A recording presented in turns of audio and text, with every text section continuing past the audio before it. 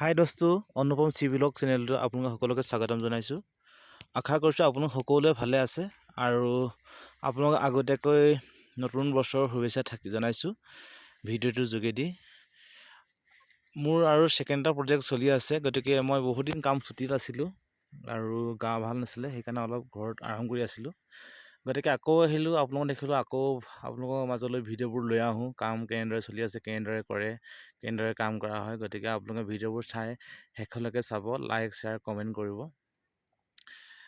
দোস্ত এয়া দেখিছে মোৰ আপোনাৰ এইটো প্ৰজেক্ট চলি আছে। আপোনাৰ এতিয়া বৰ্তমান ৰড বেণ্ডিং হৈয়ে আছে, আপোনাৰ গাদাৰ ৰড হৈ আছে। গতিকে এয়া কাম চুৰু কৰিছোঁহে, এসপ্তাহমান হৈছে। গতিকে এয়া দেখিছে আপোনাৰ অলৰেডি ভীম বান্ধি হৈ গৈছে। আপোনাৰ গাদাৰ ৰড হৈছে তেতিয়াহ'লে লং গাদাৰ আপোনাৰ সম্পূৰ্ণ 32 mm আছে, 32 mm আৰু 25 আৰু 20 আৰু 16 mm চব মিলাই কিনে আছে। গতিকে আৰু 10 mm ৰিং, 10 mm আপোনাৰ দীঘল বাৰ বন্ধা হৈছে। গতিকে ডাবল ৰিং আছে, তলত সৰু ৰিং আছে, গতিকে ওপৰত ডাঙৰ ৰিং। গতিকে এনেদৰে হৈছে, এইটো লং গাদাৰ হয়। গতিকে ভিডিঅ'টো সম্পূৰ্ণ শেষলৈকে চাব আৰু তেতিয়া আপুনি গম পাব কামবোৰ কেনেকৈ কৰা হৈছে। এতিয়া অলৰেডি লং গাদাৰ বান্ধি থকা হৈছে আৰু এয়া দেখিছে আপোনাৰ কেৰেঙৰ ৰড বন্ধা হৈছে। আপোনাৰ কেৰেঙৰ ৰড দিয়া হয় আপোনাৰ, তেতিয়াহে ভীমটো মানে সম্পূৰ্ণ, যেনেকৈ আপুনি এখন ব্ৰিজত যায়, যেনেকৈ গোটেই ব্ৰিজখন হিলি থাকে, আপোনালোকে চাওকচোন। আৰু ইয়াত আপোনাৰ বেৰিঙৰ পজিশ্যন বহোৱা হৈছে। বেৰিং কেনেকৈ বহোৱা আপোনালোকে ভাবিছিলোঁ ভিডিঅ'ত দিম বুলি, কিন্তু সেইটো সময়ত মই নাছিলোঁ। বেৰিং বহোৱা সময়ত আপোনালোকে দেখুৱাব নোৱাৰিলোঁ, সেইকাৰণে দুখিত।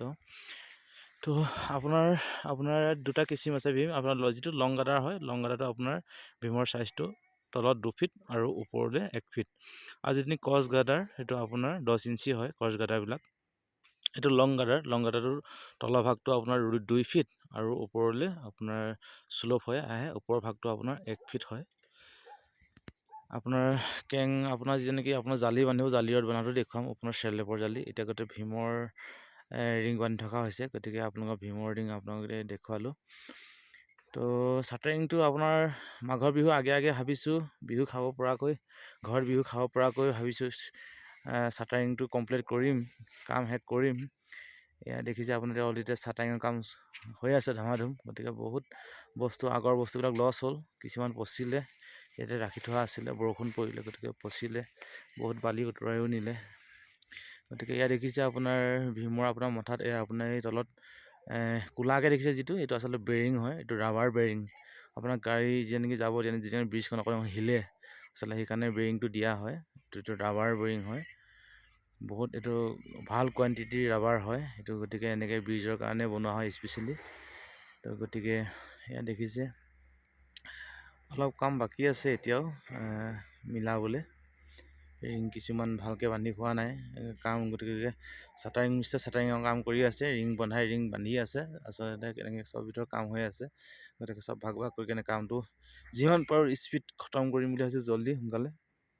কাৰণ যিমান দেৰি হৈ থাকে সিমান কামবোৰ লোকচান হৈ থাকে। ইয়াত দেখিছে ক্ৰছ বিমো বেণ্ডিং হৈ আছে, গতিকে বান্ধি আছে। গতিকে এইটো ক্ৰছ বিম হয়, 10 ইঞ্চি হয়। আৰু যিটো আপোনাৰ পঠালি ভীম, এইটো তলত 2 ফিট আপোনাক কৈছে, আৰু ওপৰলৈ আপোনাৰ শ্লোপ হৈ আহিছে 1 ফিট। গতিকে আপোনালোকৰ ভীমৰ চাইজটো ক'লোঁ।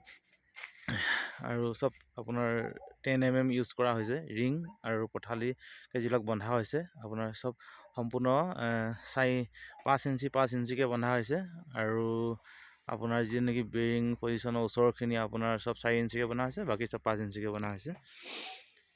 তো আশা কৰিছোঁ আপোনাৰ নিউ ইয়েৰ জানুৱাৰীতে এদায় কৰিম বুলি কামটো। গতিকে আপোনালোকৰ চেলেপৰ ৰিং যেনেকৈ চেলেপৰ যেনেকৈ ৰড বান্ধিব, তেতিয়া আপোনালোকক আকৌ দেখুৱাম চেলেপৰ ৰড কেনেকৈ বন্ধা হৈছে। খুব সৰু নদী, কিন্তু হ'লেও বাৰিষা সময়ত খুব পানীটো অভাৰ হয়। আচলতে আমি এইটো বৰ্তমান মন ডিষ্ট্ৰিক্টত কৰি আছোঁ। গতিকে ইয়াৰ পৰা ম্যানমাৰ বেছি দূৰ নহয় বুলি কয়, গতিকে কিমান দূৰ নাজানো বাৰু। আৰু এয়া কাম চলি আছে দেখিছে।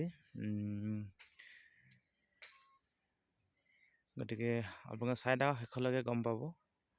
এনেদৰে কাম আমাৰ প্ৰজেক্টবোৰ হৈ আছে আৰু লাষ্টত এপাৰ্টমেণ্ট বাকী থাকিব, চেলেব বাকী থাকিব।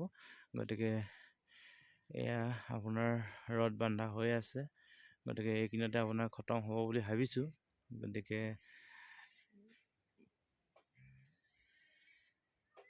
এয়া দেখিছে সম্পূৰ্ণ ৰিংবিলাক বন্ধা আছে 5 ইঞ্চিকৈ আৰু কোঠালি ৰডবিলাকো হৈ আছে বন্ধা হৈছে 5 ইঞ্চি। Thank you, bye by.